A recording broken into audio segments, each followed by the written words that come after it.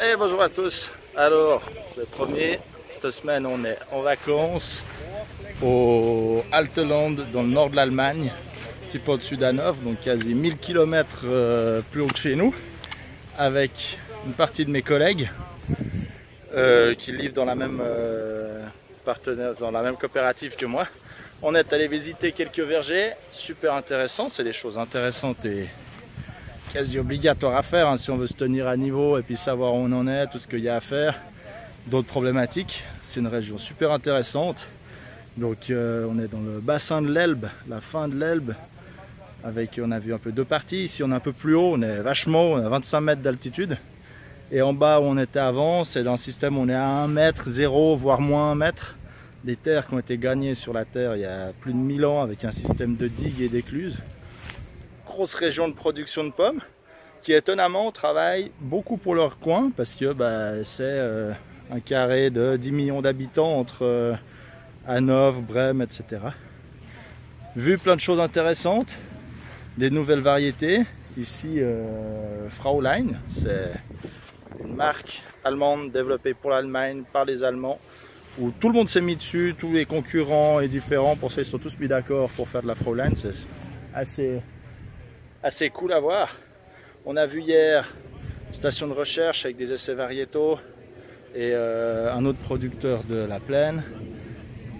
Et là ce matin on était station de conditionnement de leur groupement de producteurs. Ils ne fonctionnent pas avec des coopératives. Alors dans les faits c'est presque des coopératives avec un esprit assez coopératif groupement, mais chacun est un peu indépendant et livre et stocke chez eux aussi, ce que nous on fait pas du tout en Suisse pour la grande distribution en fait.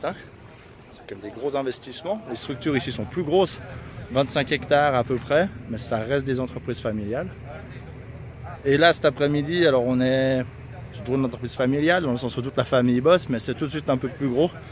120 hectares l'exploitation, donc c'est très gros. Donc juste sur la région ici, pour se rendre compte, ils font 2 fois ce qu'on fait de pommes en Suisse.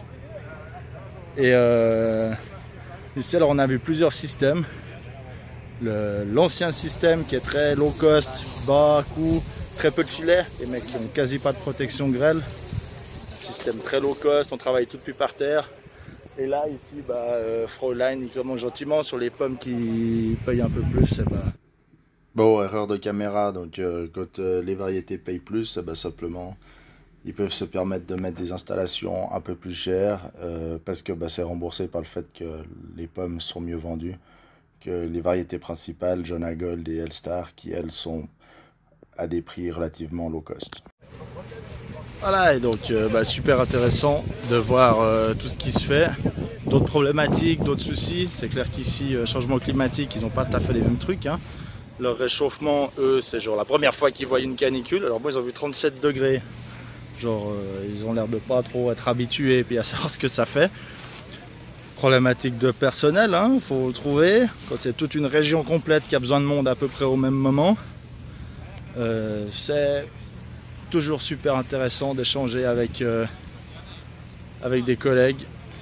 Donc, on revient avec un peu d'idées plein dans la tête. Et puis pour la récolte qui va commencer dès que je rentre en fait. Donc on se retrouve à la ferme pour la vente. Et puis moi je vous laisse commenter, liker, partager, abo aussi. Allez, ciao!